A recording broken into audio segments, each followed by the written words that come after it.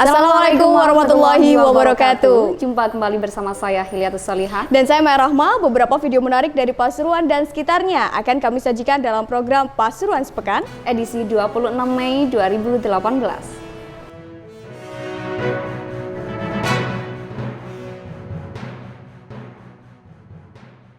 Warga di sekitar Terminal Pandaan Kabupaten Pasuruan digegerkan benda mirip bom Minggu 20 Mei lalu. Benda mencurigakan berupa tas tersebut ditinggalkan pemilik di sebuah warung. Warga yang mengetahui ada bom di Terminal Pandaan malah ramai-ramai berdatangan menuju lokasi. Sebelumnya, tas berwarna biru tersebut dititipkan di salah satu kedai kopi yang berada di Terminal Pandaan. Setelah dititipkan langsung ditinggal pergi oleh sang pemilik. Menunggu hingga berjam-jam, pemilik kedai kopi berinisiatif melaporkan hal tersebut kepada pihak yang berwajib. Tak berlangsung lama, pihak kepolisian bersama tim gegana datang menuju lokasi guna memeriksa tas tersebut. Dari Pandaan, tim liputan melaporkan.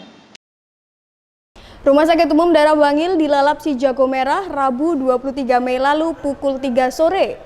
Belum diketahui penyebab kebakaran, namun kepulan asap tampak dari bagian barat RSUD Bangil.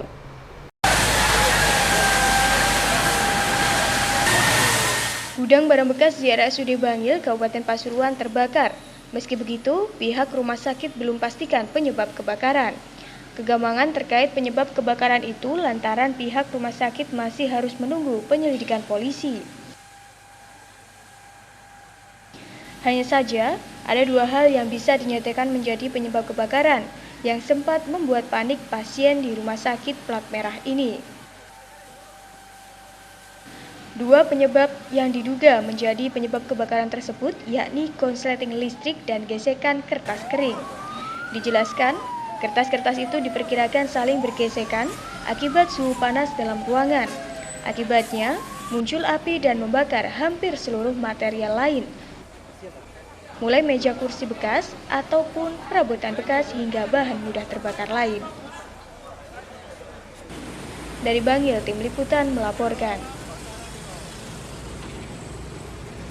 Tim Saber Pungli Polres Pasuruan menangkap GB, Kepala Desa Lebak Rejo, Kecamatan Purwodadi, Kabupaten Pasuruan, Senin 21 Mei lalu. Gonggo diduga melakukan pungutan hingga 25 juta terkait pengurusan akta jual beli tanah.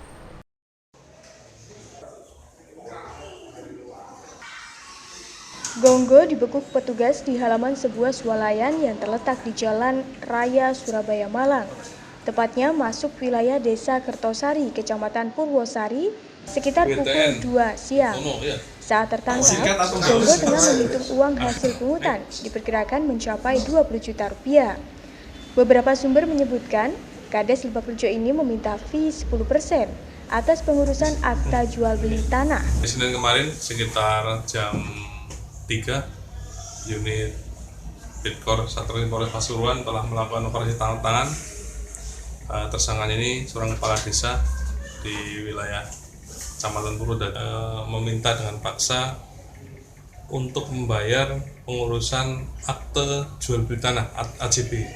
Nah, si tersangka ini seorang kepala desa menarget 10% dari harga penjualan tanah tersebut.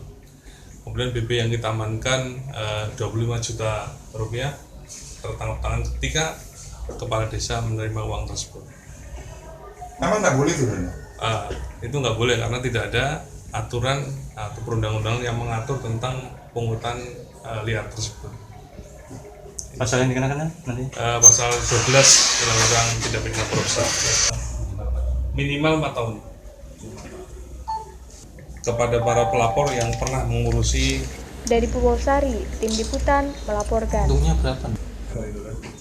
Nanti Satreskrim Polres Pasuruan berhasil mengamankan pencuri dan penada handphone di wilayah hukum Kabupaten Pasuruan.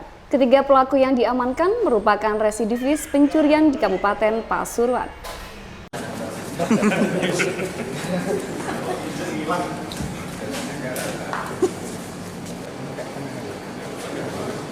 Dikatakan, dua pelaku mencuri handphone dengan cara membobol tembok rumah pemilik konter handphone di Dusun Gelatik Timur, Desa Gelagasari, Kecamatan Sukorejo. Sementara itu, Satu pelaku lain berposisi sebagai penadah barang curian itu. Polisi berhasil mengamankan barang bukti, diantaranya 11 handphone. Akibatnya, pelaku dijerat dengan pasal 363 dengan ancaman hukuman 7 tahun penjara.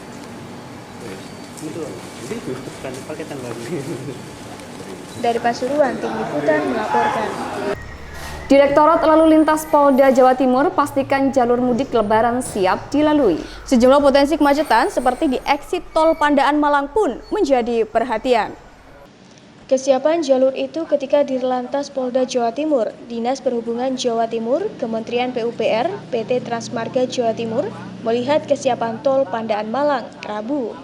Dirlantas Polda Jatim, Kombes Pol Heri Wahono mengungkapkan, pihaknya sengaja melakukan survei di beberapa titik, mulai jalur selatan, Tapal Kuda, Tengah, dan Pantura. Survei sebagai salah satu upaya penting hingga arus mudik dan balik Lebaran tahun ini dapat dipastikan tanpa terdapat kendala serius.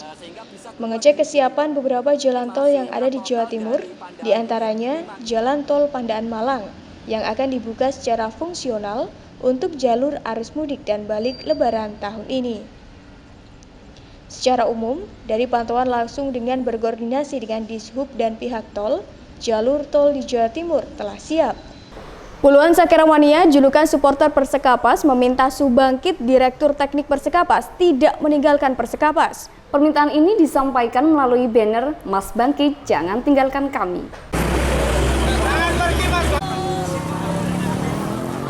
Permintaan ini menyusul keputusan Subangkit untuk menjadi pelatih Persik Kediri. Rencananya, dalam minggu ini, Subangkit sudah mulai hengkang ke Kediri dan meninggalkan Persekapas. Uniknya, permintaan Sakeramania ini disampaikan sembari bagi-bagi takjil kepada pengendara sepeda motor yang melintas di alun-alun Bangir. Dengan membawa 300 kotak snack dan 400 minuman, aksi bagi-bagi takjil yang dibarengi dengan permintaan kepada Subangkit membuat pengguna jalan antusias untuk berhenti dan mengambil takjil tersebut. Nah, itu permintaan teman-teman supaya Mas Bangkit tidak hengkang dari Pasuruan. Apa ada masalah sebelumnya atau gimana? Kalau ada masalah saya belum tahu, dan nanti dekat mungkin ini teman-teman saya kira akan tahu apa titik permasalahannya Mas Bangkit bisa lari ke Kediri. Yang diharapkan sendiri apa sih ini, Pak? Yang kita harapkan ya seperti semula Mas Bangkit harus di Dari Pasuruan, Tim Liputan melaporkan.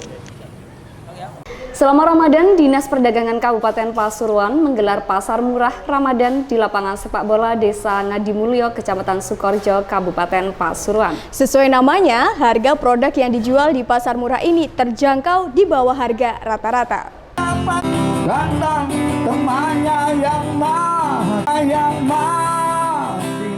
Pasar murah ini dibuka selama Ramadan, mulai pukul 8 pagi sampai jam 11 siang. Tujuannya untuk memenuhi kebutuhan pokok warga Ngadimulyo dan sekitarnya dengan harga terjangkau.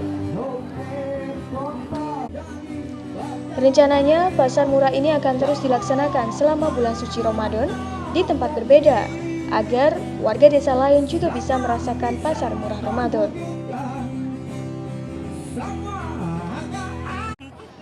Dari Pasuruan, Tim Liputan melaporkan.